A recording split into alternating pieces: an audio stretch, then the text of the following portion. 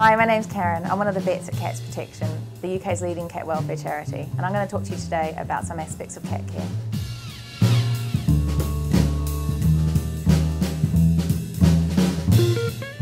I'm going to talk to you today about how to communicate with your cat. The first thing to know is, how do cats normally communicate with each other?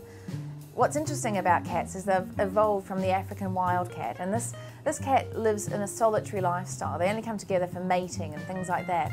In contrast to humans and dogs, who are very social creatures and have developed sort of really complex verbal and facial expressions and signals to communicate things with each other, cats haven't needed to develop any of that in their solitary lifestyle.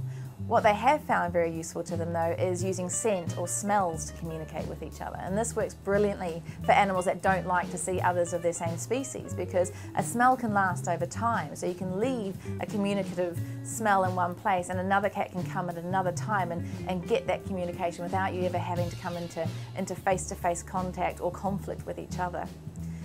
So what kind of smells do cats use? Well, they use quite a variety. There are some that are a bit more obvious to us, things like urine and feces. Sometimes they can use scent glands that are in various parts of their body. They can use scent glands in their paws or on their cheeks to convey different signals.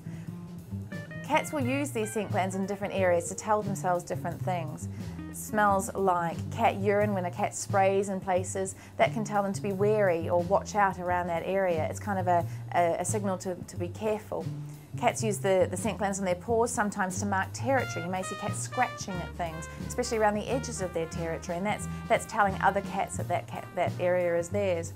Cats will use the scent glands on their cheeks to tell them what is safe and what is comfortable to them. You may notice when you come home from a day at work that your cat smooches around your feet or around your shopping bags, things that have been out in the environment and have come back smelling different. Your cat wants to re-scent them and make them smell safe and okay.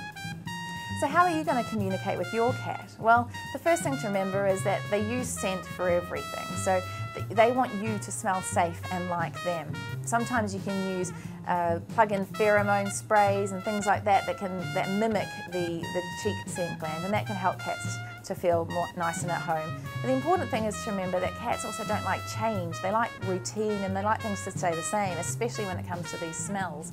Remember, these smells are things that we can't smell, so it's just things that the cat is going to be able to perceive. What's important to a cat is to keep this routine and keep its home nice and steady. Try and limit the changes.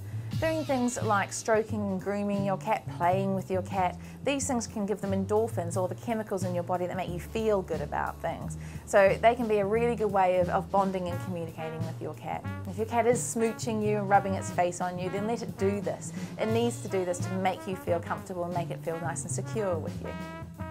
Although cats don't generally use verbal signals to communicate with each other, except when they're a mother maybe with their kittens, some cats have become quite savvy and have had what's called learned behaviours with their human owners. Little things like, if you go to the cupboard and your cat meows and you feed it, that's going to make it know that when it meows that way, it's going to get a reward. So some cats can become quite savvy in this way and have learned behaviours as well. If you want any more information on this subject, log on to cats.org.uk.